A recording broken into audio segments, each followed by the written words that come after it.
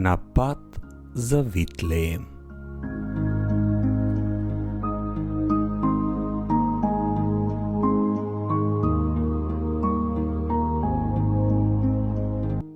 Често пати кога ќе дојде она предбожитно време, се чувствуваме како да не сме успеале во божитниот пост доволно добро да се подготвиме.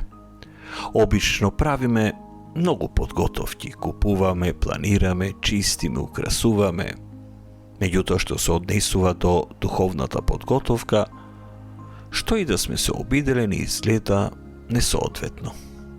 Сме пробувале можеби некои препораки од интернет, мали покајанија можеби, сме додавале молитви во нашиот молитвен живот.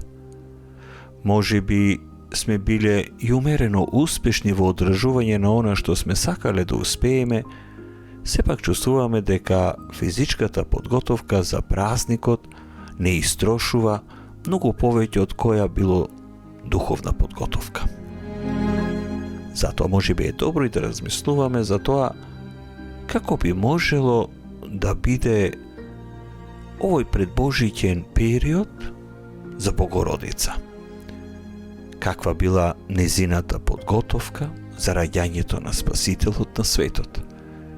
Како би се подготвила таа физички и духовно за роденденот на сите родендени?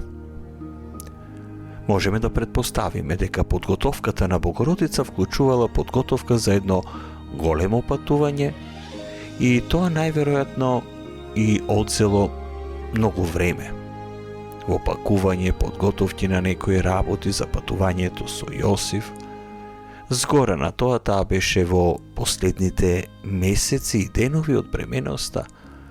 Немаше убави мирни денови пред да се породи, да биде спокојна, мирна, да мирува, да си седи дома пријатно со луѓето што ги познаваше и сакаше. Со самиот факт што е во последните седмици од бременоста, можно е нејзините подготовки да биле уште повеќе физички исцрпувачки. А да не зборувам и за стресот. Замислете патување на некоја дестинација меѓу многу странци, колку тоа би можело да биде напорно. Со сите надворешни предизвици околу неа, таа некако успеа да го задржи фокусот на малото дете, на Месијата кое клоцаше во неа. Ако вашиот божиќен пост е полн со гужва и патување, или ако физички се мачите додека се обидувате некако да го подготвите вашето срце и домот за Божиќ, вие сте на добар пат. Од секогаш мислиме дека времето пред Божиќ треба да изгледа како некој си призор од Божиќна честитка, каде што пастирите седат маѓепсани од ангелите или каде светото семејство внимателно гледа во новородениот син. Меѓутоа, во реалноста, таквите сцени се заменети со други. Моменти кога пастирите треба да се упатат на пат кон Витлеем или кога Марија и Јосиф треба да застанат, да јадат, да спијат, за да не се истоштат.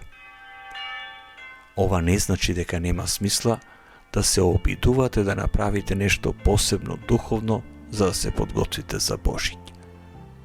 Се надеваме дека нашите очекувања за тоа како треба да изгледа Божиќ може да бидат и пореални. Секој ден од овој предбожиќен период треба да биде фокусиран на она што е најважно. Во мислите треба да имаме постојано главната цел за сите подготовки, а тоа е Исус. И таквата желба не враќа кај Богородица. Таа беше многу добро запознаена со Светото Писмо, ги читала псалмите секој ден.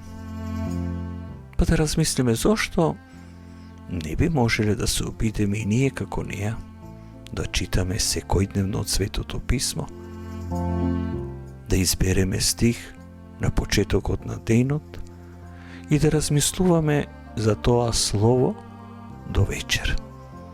Треба да биде кратко за да можеме лесно да го запаметиме и да се молиме, да се повторува во текот на денот, да си го спомнуваме и да размислуваме за тоа слово.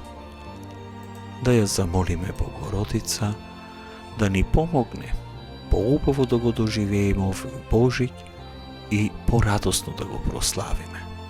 Нека ни помогне да ги подготвиме нашите срца како што го подготвуваме и домот.